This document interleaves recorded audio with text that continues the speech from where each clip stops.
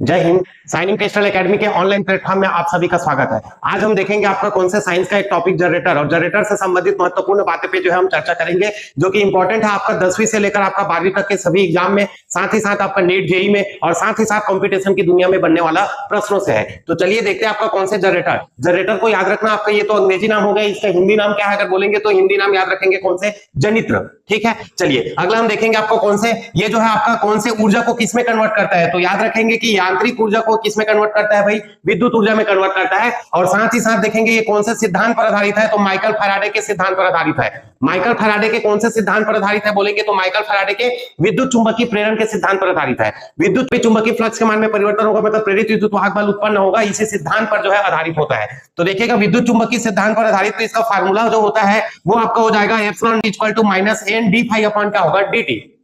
जहां देखेंगे आपका कौन से एफ नॉट जो बताएगा वो आपका क्या को बताएगा, विद्युत वाहक बल को बताएगा, इलेक्ट्रोमोटिव फोर्स को बताएगा। एन जो होता है वो कॉपर तार के फेरों की संख्या को बताएगा। और डी फाई अपॉन जो dt होता है वो आपका याद रखना मैग्नेटिक फ्लक्स में जो चेंजेस होगा, चुंबकीय फ्लक्स में परिवर्तन की दर को बताता है। ठीक, साथ ही साथ देखो आपका क्वेश्चन ये बनता है कि जनरेटर में जो है धारा की दिशा को हम कौन से नियम से जो है पता लगा पाएंगे। तो जनरेटर में याद रखना जो धारा की दिशा होता है वो फ्लेमिंग के दाएं हाथ के नियम से हम जो है पता लगा सकते हैं। आइए हम देखते हैं इसको आपका एक वीडियो के माध्यम से। देखिएगा ये रहा आपका कौन से मैग्नेटिक फ्लक्स, मतलब ये रहा आपका कौन से चुंबक है ना, और ये रहा उसका कौन सा क्वाइल। तो ये चुंबक है और ये कौन से है क्वाइल। क्वाइल को देखो मैंने वायरिंग कर दिया है और उसके बाद देखो आपका कौन से चुंबक, जब चुंबक को मैं रोटेट करूंगा तो रोटेट करने का ठेका आपका है, वो आप कौन से भी दिशा पे घुमाओ या आप कोई भी तरीका से इसको घुमाओ। जैसे कि मैं पवन चक्की के माध्यम से घुमाऊं, चाहे आपका इसमें इसके टरबाइन में पानी गिरा के इसको घुमाऊं, तो जब इसको घुमाऊंगा तब इसका याद रखना आपका क्या होगा, मैग्नेटिक फ्लक्स के मान में क्या आएगा, चेंजेस आएगा। और जब भी इस क्वाइल के मैग्नेटिक फ्लक्स के मान में चेंजेस आएगा, मतलब यहां पर प्रेरित विद्युत वाहक बल क्या हुआ, उत्पन्न हुआ।